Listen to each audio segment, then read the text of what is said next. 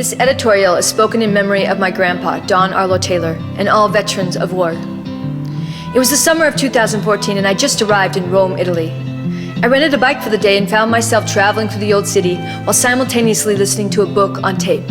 The book was Unbroken, a haunting World War II memoir that chronicles the life of Louis Zamperini, from Olympian to pilot to POW. The sad contents of the book turned me into an emotional wreck. You see, half my heart was satiated by my desire to see the world, while the other half was breaking into bits listening to this tragic story. With large pink headphones over my ears and crocodile tears running down my cheeks, I must have been quite a sight for anyone passing me on the streets that day. I finally made it to Via Borghese, Rome Central Park, and sat down underneath the shade of an oak tree to decompress. The moment transported me back 20 years earlier, to the summer of '94, when I lived with my grandparents while working to save money for college.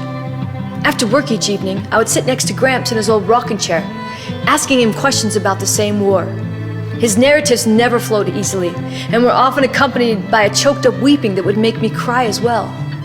As a young adult, I remember thinking, how is it that my tender grandpa, who's always humming a sweet tune, who walks around with a gregarious smile and a helping hand, can be so drastically modified when this war is mentioned? I was 18 years old, and I wanted answers. Therefore, I started arranging formal interviews with Gramps and his 4 war buddies. The 6 of us gathered in my grandparents' basement, me seated behind his old work desk with pen in hand. At first, the interviews were awkward, but time wove its friendly hand into our routine, and eventually these men seemed to enjoy, or at least tolerate, our scheduled get-togethers. Especially Gramps' closest friend Gino, who always seemed to answer my war questions with either a somber story or disruptive comedy, and the latter was consistently followed by loads of loud, belly-deep laughter. However, Gramps never said much of anything in these interviews. In fact, if truth be told, he seemed to sit in silent agony, while forcing a smile or a thumbs-up sign whenever he thought I was looking at him. He was a different person in this setting. I noticed, and again, I needed answers. Through these interviews, I learned that these 5 brave men were veterans aboard a ship called the USS Block Island. When their ship was sunk in the Atlantic Ocean by a German submarine, all men were ordered to abandon ship. However, instead of abandoning ship, Gramps dangerously raced to the lowest part of the vessel to drain the ship's fuel lines. A second torpedo would hit minutes later, but to an empty fuel tank, and Don Arlo Taylor would be awarded the Bronze Star for the words engraved on his medal, "Bravery at the risk of death." In the interview, Gramps' war buddies patted him hard on the back, saying that he saved their lives that day along with another 2,000 lives. Now one would think that Gramps would be grinning from ear to ear during this recognition, but he was not. He was staring at the floor, weeping. In all of our shared stories that summer, he had never mentioned this one to me. It seemed a rather important piece of information, but I guess being a hero has its limits, and for a tough old codger like Gramps, who said he did not consider himself a hero, humility was his better suit. Still, I could see his affected spirit over this war, so I kept searching for the answers. A year later, Gramps would die from Parkinson's disease, and I was left alone in my continued search. After the funeral, Gram invited me over to view Gramps' World War II trunk filled with his war memorabilia.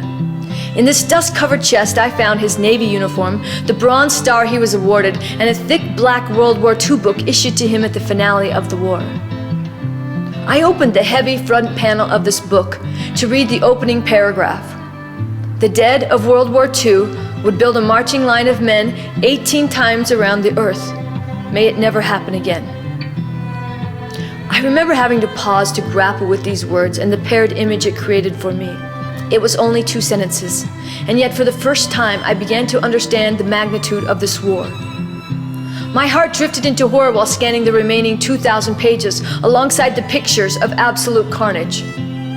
My 22-year-old mind absorbing the world as it had been, humans as they can choose to be, all at once, compressed.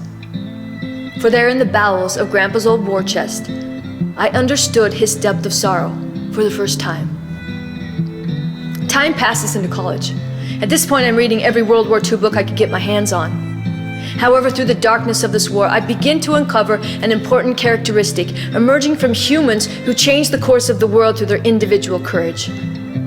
I study the life and words of Viktor Frankl, André de Jong, Emily Schindler, Winston Churchill, Elie Wiesel, and more. And I begin to recognize that although their lives were marked by unspeakable tragedy, they learned how to navigate the treacherous waters and still make a difference by elevating their own humanity. It seemed they became Christ-like, not for themselves, but more for the sake of others. These people were anything but popular. Most often they stood alone in solitary conviction, forcing bravery to trump their internal fears in effort to make decisions that would benefit others. It made me think about my grandpa and the decision he made that day. Fast forward backwards to that same summer of 2014. After recovering from the bicycle trip in Rome, followed by 3 weeks of traveling all over Europe, my final destination was the Nazi concentration camp in Dachau, Germany. I arrived via train at 8 a.m. on a Sunday morning to walk the streets of that desolate camp. Even then, 70 years after the finale of the war, the knowledge of suffering lay palpable in the cool, stale air. In that grieving place, thousands of people born with the light of God committed outrageous atrocities. Individual choices that stained that moment of history. Through this journey of life, however difficult it may be, we have each been given the free agency to make choices. We can choose to hurt, hinder, sabotage, or even kill. But we also have been given the free agency to choose a different path, one that encompasses the merciful values that fall underneath the singular word humanity. And our collective humanity is always determined by the choices we make individually. Edmund Burke said, "All that is necessary for the triumph of evil is for good men and women to do nothing." We are living at a time where the pendulum swing of energy has again shifted towards evil. Through my grandpa, I think I finally found the answer I've been searching for all these years. He passed on the intimate knowledge that I must try as hard as I can to make individual, worthwhile, ethical choices that best serve this challenged world. And so I pass his message along. As we collectively strive for a more peaceful world, may we have as much courage as Viktor Frankl, André de Jong, Emily Schindler, Winston Churchill, Elie Wiesel, and although he would never admit it, even someone as brave and simple as Grandpa Don.